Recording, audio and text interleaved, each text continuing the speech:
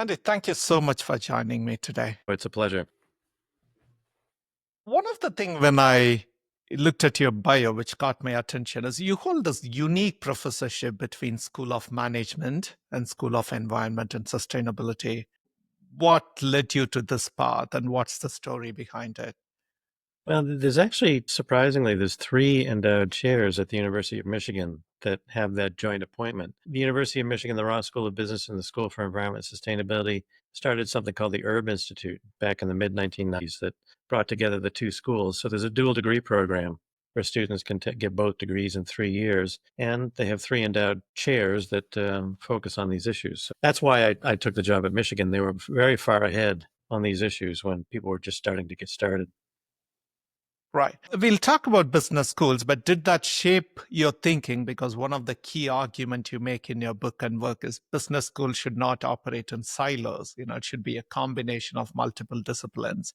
Is this idea you had already in mind before moving into this role, or you evolved? I've always been multidisciplinary. My PhD is a dual degree between engineering and business, um, which made it a little slow start. I had to do a postdoc at Northwestern to sort of get my business school legitimacy. I worked for about 8 or 9 years before getting the PhD. So that gave me a very firm grounding in empirical issues that were more important to me than theoretical. And when you focus on the issue, the disciplines become less central. The problems aren't defined by the disciplines. The different disciplines come together to understand the problems. Great. What is the story of business schools, and help us understand what is business education? Well, that's a very broad question. Business schools in the United States started in the early 1900s. There's a wonderful book by Rakesh Khurana at Harvard called From Higher Aims to Hired Hands, where he tracks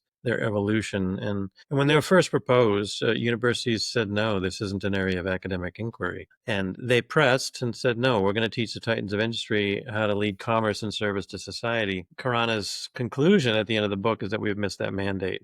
We've gone from higher aims to hired hands, where more skill shops access to a network and not really focused on those higher ideals of business, which in the early incarnation, the education of business leaders was more akin to how we train doctors to serve society. And we don't do that anymore. And I feel very strongly we need to get that back.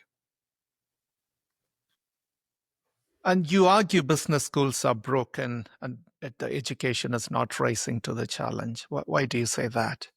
Well, right now, capitalism is struggling. Some markers of that are in the environmental domain. We have the planetary boundaries, which are being surpassed, whether it's climate change or species extinction, nitrogen and then phosphorus in the natural environment, freshwater availability. These are all caused by the system of capitalism that we have right now. There's also problems in the social domain as measured by wealth or income inequality, and even by some economic measures. This era of shareholder capitalism, which we've had since the 70s and 80s, is starting to struggle under its own weight. The problem is business schools are still teaching that same model. And so when they do start to focus on issues, for example, like climate change, they create an elective and drop it into a curriculum that still focuses on things like the sole purpose of the corporation is to make money for the shareholder. Government has a limited role in the market. Efficiency is always good. People are inherently selfish. Nature only has value as a resource for our supply chains and consumption. All these are embedded within the curriculum. So dropping an elective into a curriculum that really hasn't changed in decades, it just won't work. And it's a sign of its lack of evolution and innovation as the world around it has evolved. And so I think our students are starting to press and saying, this is not the education that is useful or needed for 21st century challenges, and we want something different. Right. So you argue that business schools need to bring a sense of meaning and purpose more centrally into the curriculum and help students to direct the purpose towards both leading business and serving society.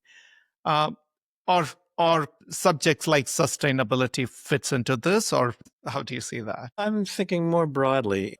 I think the challenge right now is start to examine what is the form of capitalism that will come out of the variant we have right now to start to serve society's needs, and what is the role of business and society. I just spent a year at Harvard in their Institute for the Study of Business and Global Society. That to me is the question. And then what is the role of the business leader in leading those businesses? And right now, business education focuses a lot on the how of business and gives very little attention to the why of business. Why are we doing this? What is the real value here? And that can lead towards a whole host of questions that can reorient what we do. For example, is the purpose of the corporation to make money for the shareholder? Well, actually, if you go back to the mid 1900s, Peter Drucker said the purpose of the corporation is to identify and serve a market. How well it does that is measured by profits. I am not here to say that money doesn't matter or profits don't matter, but when you put the cart before the horse, when you focus on profits and shareholder profits, and I would add a particular kind of shareholder who's very short term focused, then things start to go awry. And you can take a look at Boeing, for example, a company that was well known for making high quality products, had a culture where people could challenge what was going on to try and make the company better. And then they merged with McDonnell Douglas. They started focusing on quarterly returns. They started outsourcing a lot of manufacturing, and planes started to fail. And that is a sign of what happens when you put the cart before the horse. And an interesting indictment of the MBA and that whole story is that when Boeing started to look for a new CEO, the CEO of one of its big customers, Emirates Airlines, made a statement saying, I don't want to see another MBA in that position. I want to see an engineer who knows how to build airplanes. So I think that says something to what we're doing. And the two issues you pick up out of the impact of shareholder capitalism is, climate change and economic inequality. Why did you prioritize these two issues? Well, I think they're markers. Both of those issues are not externalities. They're not unintended consequences. They're the product of the market doing what it was designed to do. I mean, Thomas Piketty made that very clear on the inequality front in his book Capital. And the environment is something that affects us all and affects the next generation. So these are just symptoms of systems breakdowns. And to fix systems breakdown, you have to fix the system that caused it. And I do want to stress this is not a call for socialism. It is not an anti capitalist argument. The Financial Times wrote a really nice review of the book. I was very pleased with it, except the title. It said Hoffman is looking for the anti capitalist business school. That's not what I'm talking about at all. I'm talking about amending and adjusting and reorienting capitalism for the times we're in. One of the things I'm calling for in the book is for us to teach students to be stewards of the market, to understand the domain in which they will practice their craft. I teach a course on re-examining capitalism, and we read Adam Smith, we read Karl Marx, we read Joseph Schumpeter, I can go down the list, to give students an understanding of what was capitalism originally intended, how has it evolved, what are the multiple forms out there. It's enlightening to them. And I open the class by asking my students, can you define capitalism? And they struggle. And I think this is a really important data point. They struggle. And this generation is also a generation that's becoming disenfranchised with capitalism, and yet they're struggling to define it. So I want students to come out of business school and run successful businesses, but also have a role and a mindset they need to maintain the integrity of the system of the market of capitalism in order to make sure it continues to work well. And to do that, we need a deeper understanding of capitalism itself. Interesting you cited the Financial Times review. Honestly, when I was reading the book, I found it a bit radical, not on the ideas, but coming from a business school professor, that's one of the leading business schools in the world. Why do we see it that way? Well, I mean, they wrote that it was an anti-capitalist, calling for an anti-capitalist business school. I don't know. I have to talk. Whenever there's a news story, you have the story, and then someone makes the title, and that's nice clickbait. It will get people's attention. The institute that I was at Harvard, the Institute for Study of Business and Global Society, the New York Times did a story on it.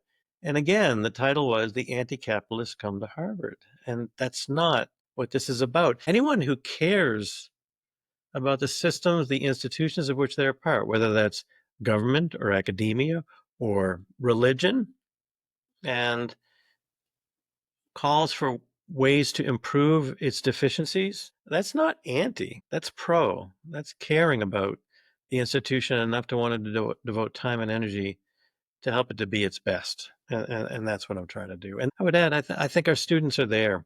I think our students are way ahead of us. They do see these problems and they want a business education that doesn't sweep them under the rug and brings them front and center because they are inherit the world we're going to give them. And these are problems with it. I hear talks by professors. I give them too. And there's always a question. It's an inevitable question. Are you optimistic? And the answer is always the same. Yes, I'm optimistic because the next generation of business leaders, the students today, they're interested in this, they'll solve it. And it frustrates me because the next question should be, and what are you doing to help them address that?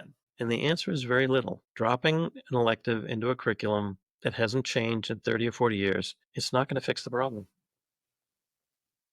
Or such titles like anti-capitalism is in a way a praise to your work because your book amply shows that capitalism as a model is failing.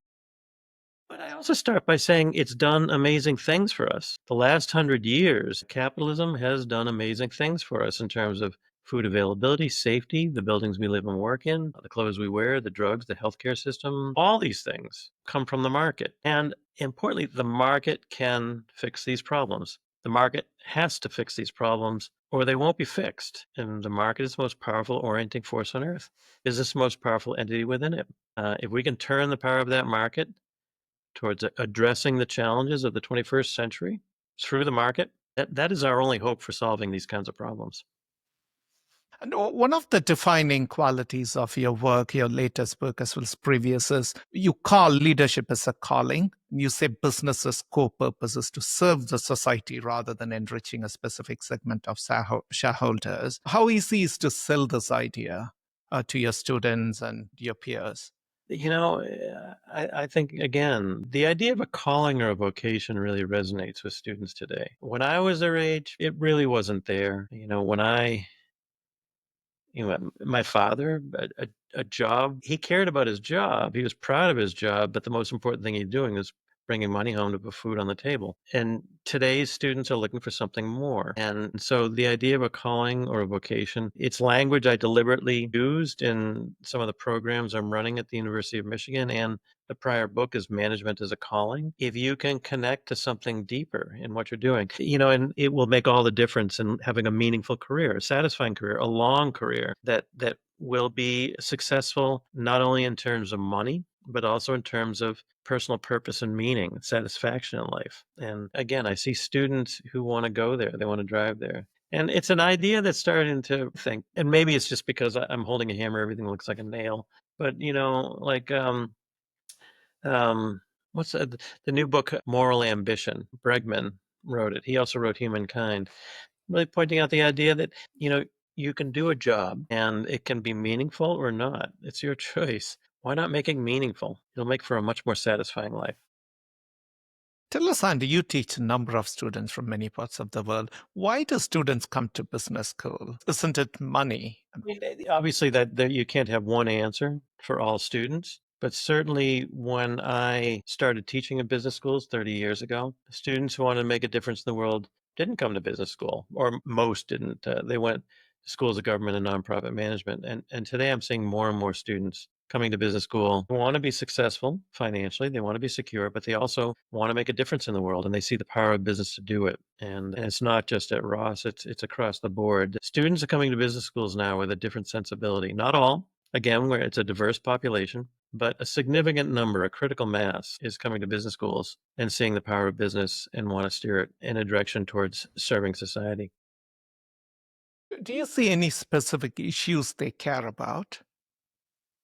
Yeah, I mean, I run a program called Management is Calling, where I take about 40, 50 students on retreat out into the woods and guide them through exercises to discern their calling in management. And I do ask them, what do you care about?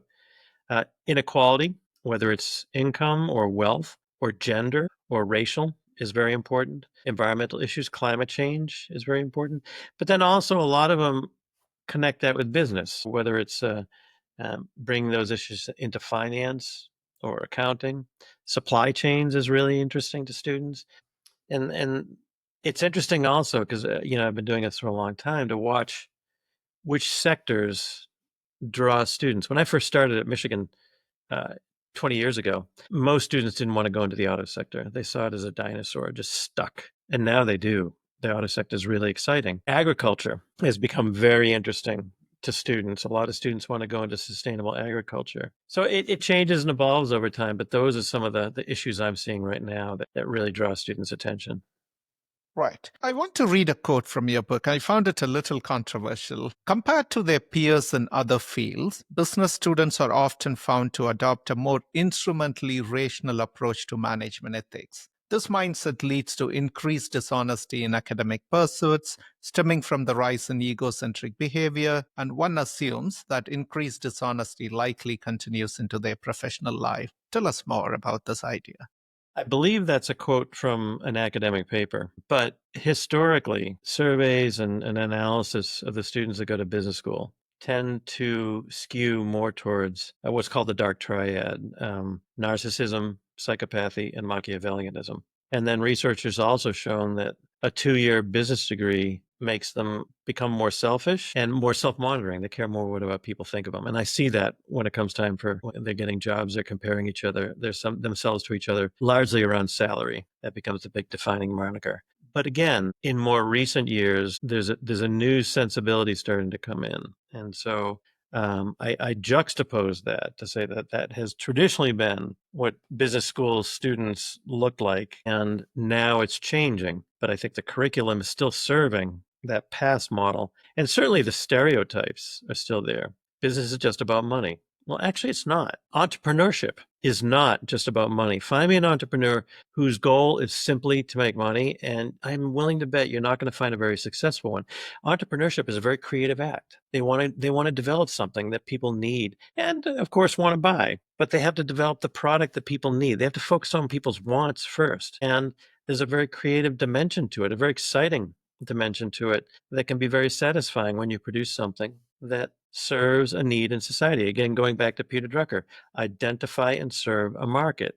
To do that, you have to understand, what does the market want, and provide it. And there's where the fun of business really starts to kick in, to see people find value in what you do. Before I was a professor, I was a house builder. I was a custom home builder. In many ways, my job wasn't to build a home. That may sound strange. My job was to help the client realize their dream. If I didn't have that emphasis, I would have failed as a custom home builder, because yes, there would be a structure when it's done, but if it didn't serve what the customer wanted, I would have failed. I had to work very closely and understand what the customer wanted. Oftentimes, not even be able to articulate or use the language to say what they want, but try and discern what it is they're seeking. What is their ultimate objective? That's the real pleasure of business. I enjoyed the physicality of building a house, but I enjoyed serving the client more.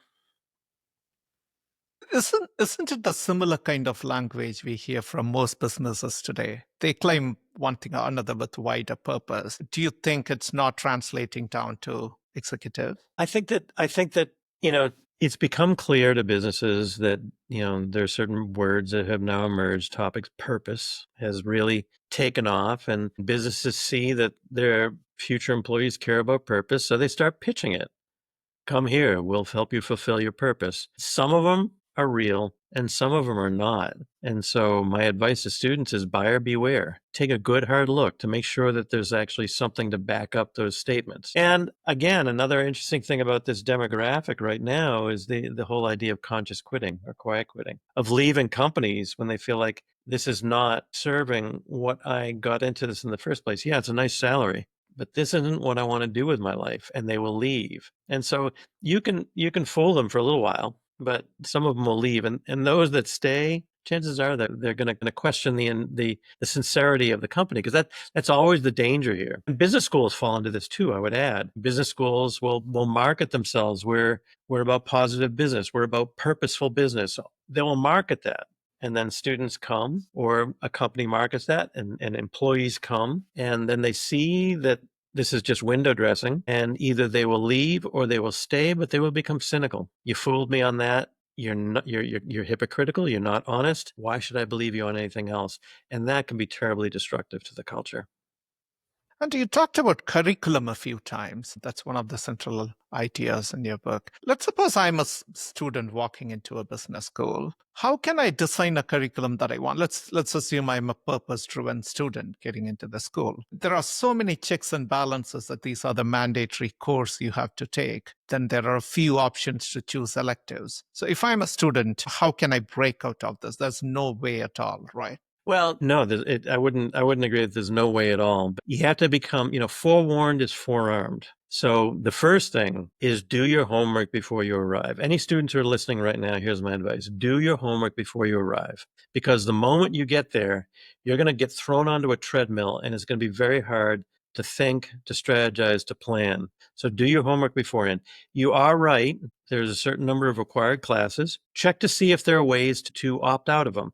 If there's some classes, there may be a qualifying exam. If you demonstrate a certain proficiency in accounting, for example, can you opt out of the accounting core? Start to look at that. Look at the electives that are available, not just in the business school, but how many electives can you take in other schools around the university? You can come to the University of Michigan, you got a great business school, you got 17 other schools. Are there classes in public policy, in engineering, in the School for Environment? And then don't stop there, because your education is not just the classes you take. There are seminars. There are colloquia. Get out there and find lecture series. Go hear people. Immerse yourself. A lot of the education, I think, the best education you get in the university is in between classes. It's that extra stuff. Look around for clubs. Join clubs. Go further. You can organize a conference. You can start calling up people, important people, saying, I'm at the Ross School of Business or the Johnson School of Business, you name it, and I want to put together a conference on this topic. Would you be interested in participating? And the odds of us saying yes are are are not zero, and they're not 100%, but they're strong. People in business do like to engage with business students, and you will build your network. You will learn. You are now teaching yourself. Knock on faculty doors. Propose an independent study. An independent study is a wonderful opportunity to learn something that you want to learn that no one's teaching you. I had a student just do an independent study where she developed a business plan for starting her own coaching consulting firm. Now, she doesn't plan to trigger that for like 5 or 6, maybe 10 years out, but she took this opportunity and she was able to call people and say, I'm a student at the University of Michigan. I know you're a professional coach.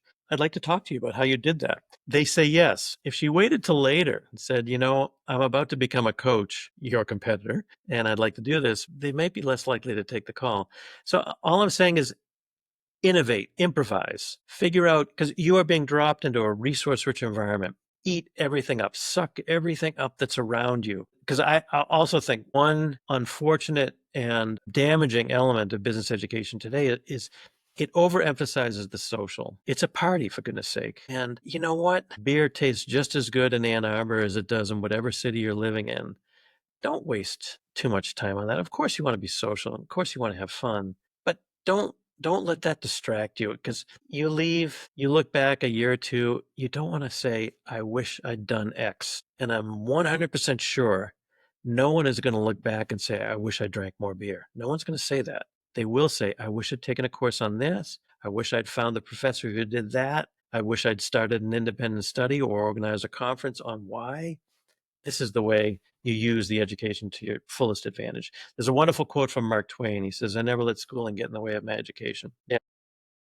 Um, and another culture that's promoted across business school or students are expected to have is the quantitative power, crunch the numbers. What are your thoughts on the emphasis on numbers? I mean, we listen to numbers. Numbers have the power to convince. Numbers are powerful, and numbers can deceive. Numbers can distract. To be able to boil a complex issue or a complex concept down to a single number, it really can blind you to some of the deeper issues. Take share price, for example. I mean, does that one number sort of give you a clear idea of all the business fundamentals of what that company is doing, how it's doing well? No. Anyone who just runs their company based on that number is going to miss so many other things. GDP.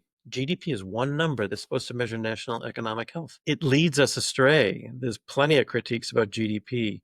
And so The idea of crunching the numbers has as its root take something really rich and complex and boil it down to one simple number. You will lose so much in the process. So I'm not saying numbers don't matter. We only manage what we measure. That is true, unfortunately. But capture the complexity and the nuance of the issues around the numbers, recognize where the numbers are missing something. Nicolas Sarkozy, when he was president of France, commissioned Joseph Stiglitz and Amartya Sen to write a report on how can we amend GDP to get a clearer picture of national economic health. It's a really interesting report of what is wrong with GDP. And in fact, the economist who developed GDP, he warned, don't use this as a singular measure of national economic health. That's not what it's for. It's one number on a dashboard, but look at other stuff. But we like simple answers, and simple numbers give us simple answers, and they can lead us astray. Interesting. And Andy, I want to quote again. My generation was the first to learn about climate change and to watch income inequality reach extraordinary levels, but we failed to take the actions necessary to address these systemic problems. But you're very hopeful about the current generation of students in the future. So what has shifted from your time to now? Well, the word hope is a very important one there, because I didn't use the word optimism. To me, optimism is looking at the odds, saying they're in my favor, I'm going to do something, and knowing exactly what's going to happen, where we're going to go. Hope is saying, I don't know what the odds are, I'm going to do it anyway. Hope is a verb. And so we have to have hope. And so can the market shift? Am I optimistic that's going to happen? I'm not so sure. Am I hopeful that's going to happen? That means I'm going to roll up my sleeves and try and make it so that it is where I'm at, and that's where I want our students to be. Because there are many questions we don't know the answers to. Can you have a sustainable economy based on consumption? Can you have sustainable consumption? I don't know the answer to that question. There's a Gordian knot that we're going to have to crack. Let's tackle it. And so many others. So am I hopeful that as we start down this path, we'll find the answers to the tricky questions we're facing? Yes. But can I say for sure it's going to happen? No. I can't predict the future. So I am hopeful, because I think that this generation, there's certain issues they're done with. They don't question climate change. The science is very clear here. My generation still does. They don't question gay marriage. Many of my generation still do. There are many issues where this generation is saying, you guys can debate the truth of the problem. We're seeing it already playing out, and we want to do something about it. And that's step one. Now we have to give them the tools to do something about it. Well, talk us through about faculties. It seems you're unhappy with the primary metric of achievement, which is the academic research published in prestigious journals. The reward system in academia is one of the forces for inertia. I am rewarded to get tenure and then my annual review. It's typically around three things. Professor is evaluated on three things: research, teaching, and service. And I can tell you it's research with a capital R, teaching with a small t, service with an infinitesimal s. And that research is in academic journals. And we have a hierarchy of academic journals: the Financial Times 50, the FT 50, and some schools have smaller lists. And these are journals that people in business have never heard of, much less read. Administrative Science Quarterly, Academy of Management Journal, Academy of Management Review, Organization Science. Have you heard of any of these? You haven't. And most people in business haven't. And they are written for academics. They are written so that other people will cite them. I am measured by my citation counts, by my H index, which is a measure for not just citation counts, but who is citing who. Are you in central conversations? This is a very internal inside baseball metric that in many ways is disconnected from real world issues. These journals are driven by theoretical questions. The language we use is opaque. The prose is turgid. Business people really won't go there for business knowledge. And this is not unique to business schools, by the way. Most lawyers won't go to the law review that law professors publish in. And again, the insularity of the academic world. So I feel very strongly that academics need to get out of the ivory tower more. They need to bring their work out into the real world. Some of it can't. Some of it can't be translated, but some of it can. And business people aren't going to come to us for our research. We need to bring it to them. And that means we need to find ways to write in spaces that they'll find, use a language they can understand. It's like being multilingual, speak at business conferences. These kinds of things are important. And just to cap off this point, the book that I just wrote it was really written for my students. That really doesn't register that highly on my annual review because what they care about is, are you writing for other academics? Now, I'm a tenured chair full professor, so I really don't care. The beauty of being a full professor is you can define the role any way you want. And I'm not saying go out and play golf. I'm saying be the kind of professor, and I want to, the term public intellectual starts to come in. I want my work to matter in the real world, and that's what I've been doing. And I want to see other professors do that. In the book, I have a call. I want to see more professors act like elders and stop focusing on their own metrics and their own success and start focusing on the institutions through which the next generation will come up, whether it's students or future faculty. That's what I'm focusing on now. And I really feel very strongly that when I come to the end of my days and look back and say, did I live a good life as an academic? It's not going to be my citation count and my H index and my number of academic publications that's going to give me a measure of that success. It's going to be, did I touch my students? Did I influence the way people think? Did I change the way people do business? That's the metric that's going to matter. And again, we talked earlier about crunching the numbers. That citation count, that H index is crunching the numbers. It won't nearly capture the complexity of the impact a professor can have on a young student's life. And I think too many professors have missed that point. One thing I found very unique in this book is you wrote to the students directly. You speak to them. I found as though that it's a long letter. You have synthesized all your wisdom and knowledge and you're talking to your students. That's very different, very influential. Thank you. That's amazing. The audience is students, but it's also faculty and administrators who can actually change higher ed. But it is for the next generation of business leaders, and that's our students. And alumni, I would add, by the way, too. Let's talk a bit about markets, Andy. Let's suppose a student graduates from a school and goes to job market. Let's see two archetypes here. One is this purpose-driven person, learned a lot about all the aspects you talked about. The other one is like the candidate who's ready for a consulting job or finance job. Let's not fool ourselves that many of the students' dream or the market's demand is for the later category. Is that correct or did it Yeah. change? Yeah. No, that's fair. Yeah. I wouldn't create that split. There are some people that go into finance and consulting for truly honorable reasons. I mean, you can have a very satisfying career. You can have a very impactful career in finance and consulting. I think students need to be aware that they're channeled in that direction from business school because the salaries are the highest there, the stature and status that comes with it. Our rankings go up. Starting salary is a metric in the rankings. The better question is, why did you choose that path? And did you actually choose it, or are you just going with the flow? There's an organizational psychologist named Herbert Shepard, and he has this paper, and he opens with a really nice metaphor that I've used with my students many times. He says, are you a cormorant? Now, a cormorant is a bird that's really good at catching fish. So the fisherman knows it, puts a band around its neck and a rope around its foot and throws it into the water. The bird comes back with a fish. The fisherman takes it, throws it back into the water. All day, the bird does what he's really good at, but for the fisherman's purposes, not for the bird's own purposes. So you may be really good at something. Are you fulfilling your destiny, your purpose, or are you fulfilling somebody else's? Maybe you're satisfied with that because maybe your purpose is to provide for your family, whether it's your immediate family or your extended family. I mean, business school is a great opportunity for people to move up in the economic ladder. I'm not going to deny that. Everybody's situation is different.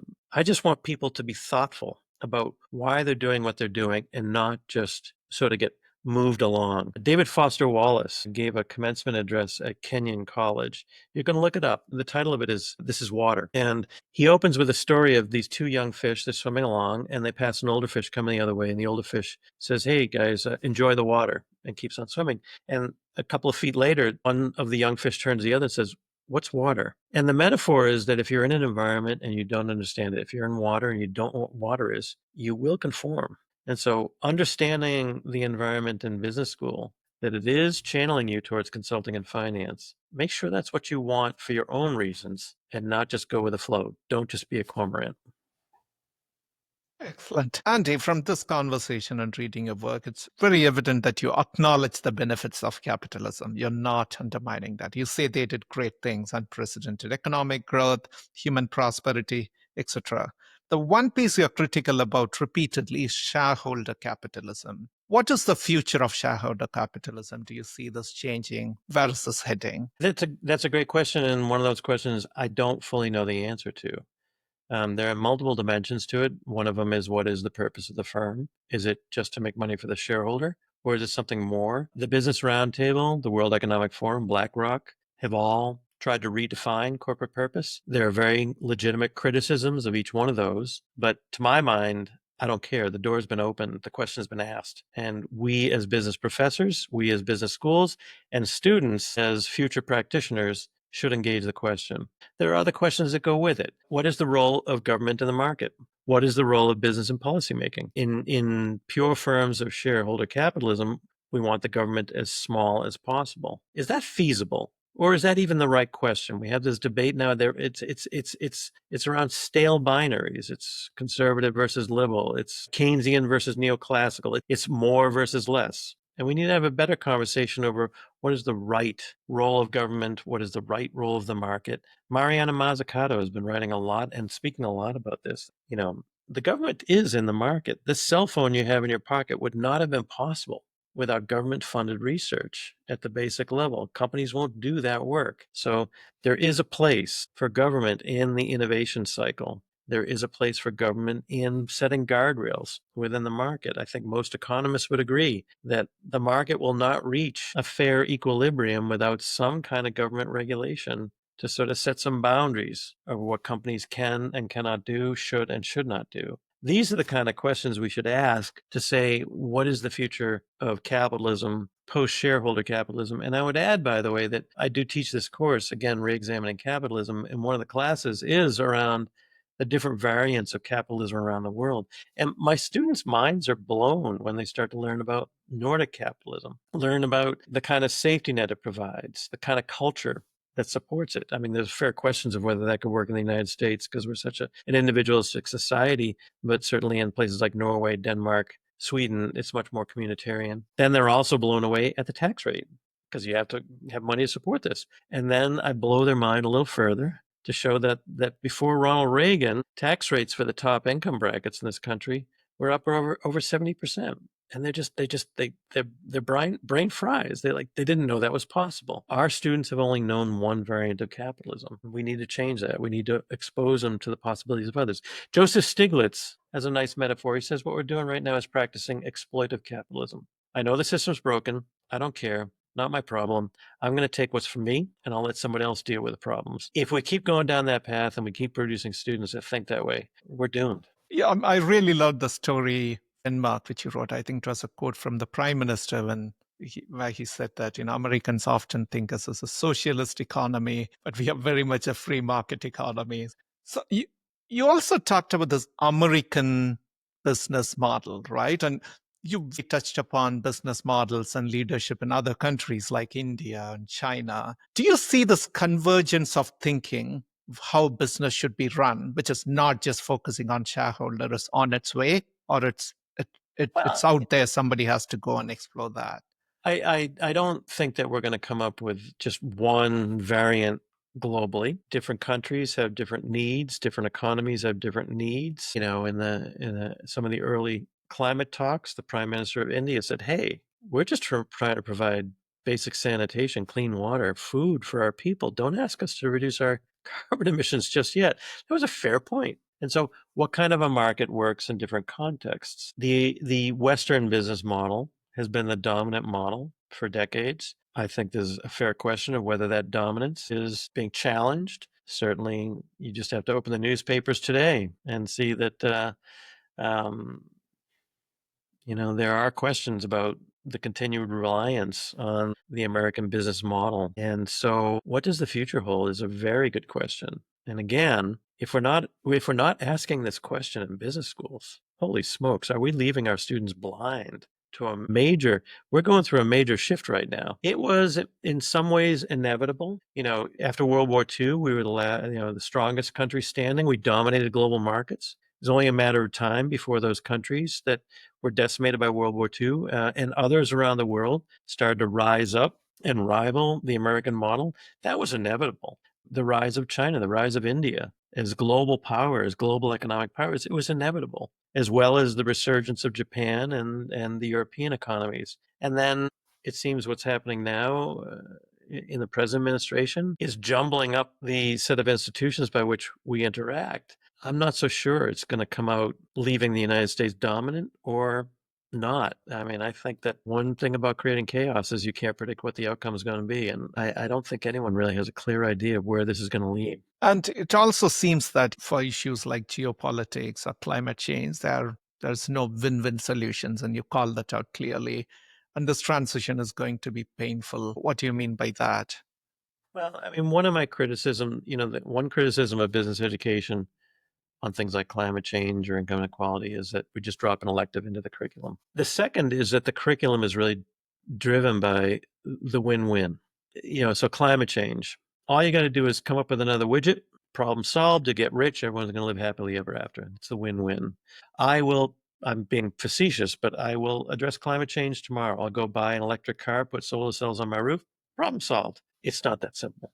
And anyone who thinks that the transition out of a fossil fuel dominated economy into something else is going to happen merely by the introduction of windmills and solar cells, I just don't think it's that simple. And so we do have to have some very careful conversations about how we're going to do this, because at the end of the day, regulation is going to be necessary to steer the economy. All these companies that talk about reducing their carbon footprint, that's great. But what's the most important thing they can do to address climate change? Stop obstructing the development of climate policies and start supporting them, whether that's through their own actions or through that of their trade associations.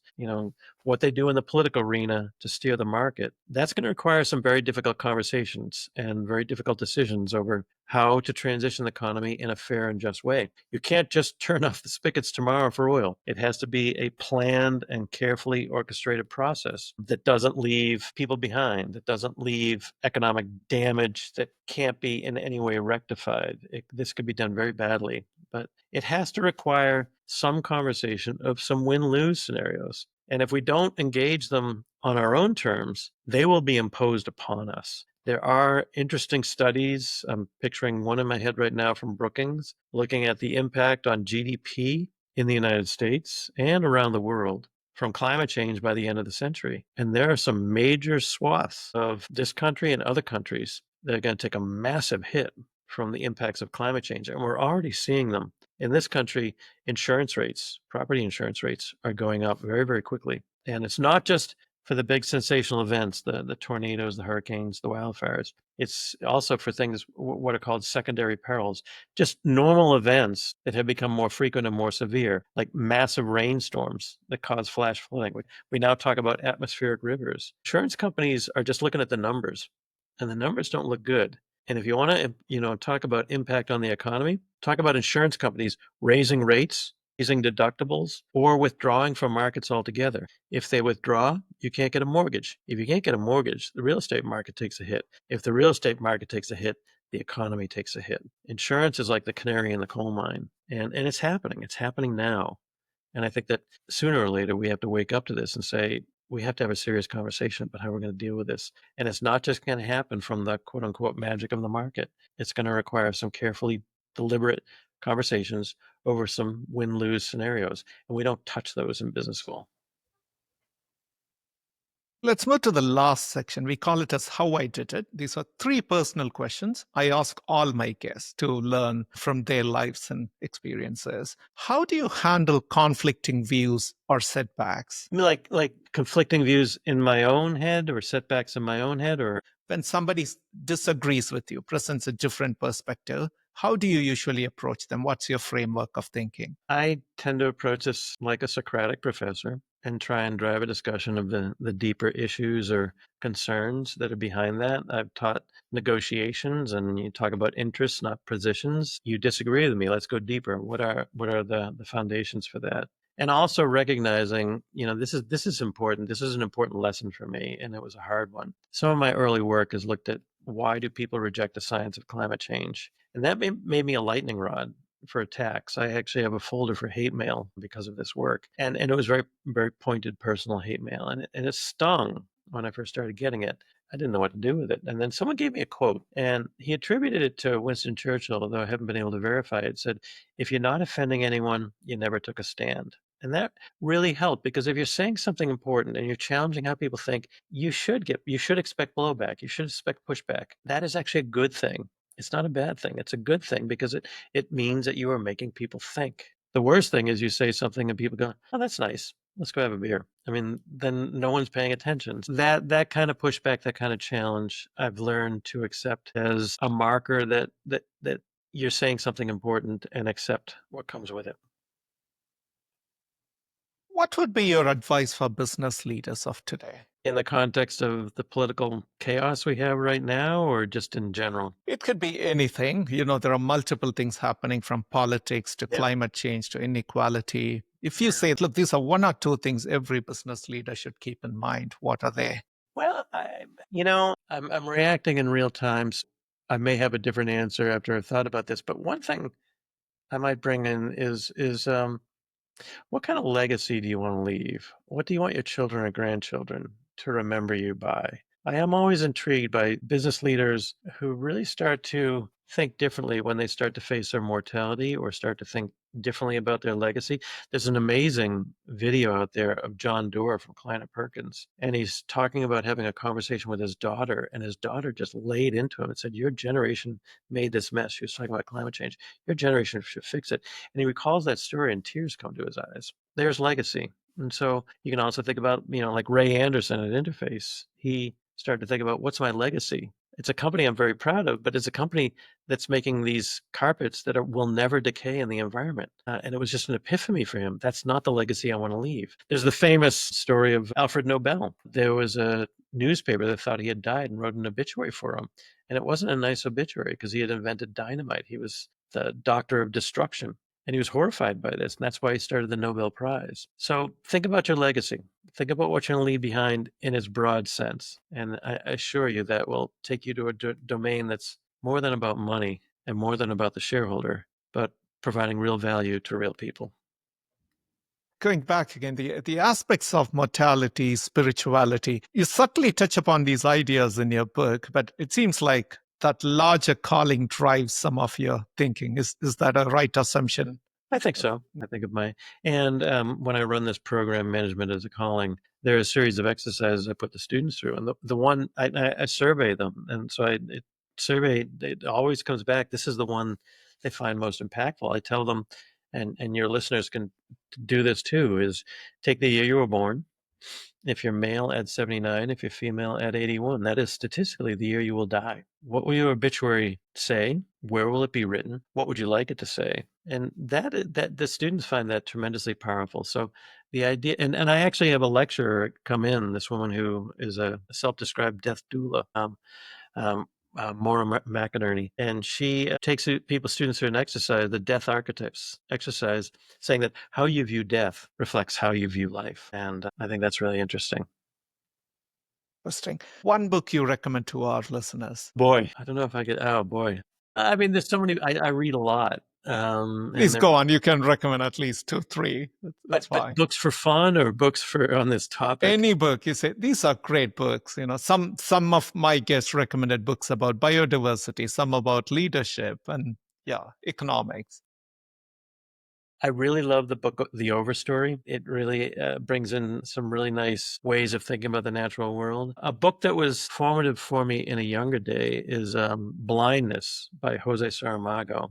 Uh, and it's a story of a society where you go blind if you get this disease, and if you come near somebody, you go blind too. And so society gets scared, and they put everybody in a building, and they just leave food at the door, and they're on their own. And he adds one more interesting wrinkle where one woman who's married to her husband, she doesn't go blind for some reason, but she pretends she does so that she can stay with her husband. The story is all about what happens inside the building, what kind of a social structure forms. And it's a metaphor for what happens in society if the institutions break down. And we've had some examples of that, COVID, or certainly 9/11 in this country. I have friends that were just grounded in cities that didn't know anybody and had to figure out a way. And how did people react? And did they come together or did they become selfish? It's a really important, interesting question of who we are as a species. So that's one that was really impactful for me growing up. Excellent. Andy, what a pleasure talking to you today and I knowing really more enjoyed about it your too. work. Thank you so much. Your questions were very, very good, and it was fun to examine my thinking through your eyes. I really appreciated that. Thank you, Andy.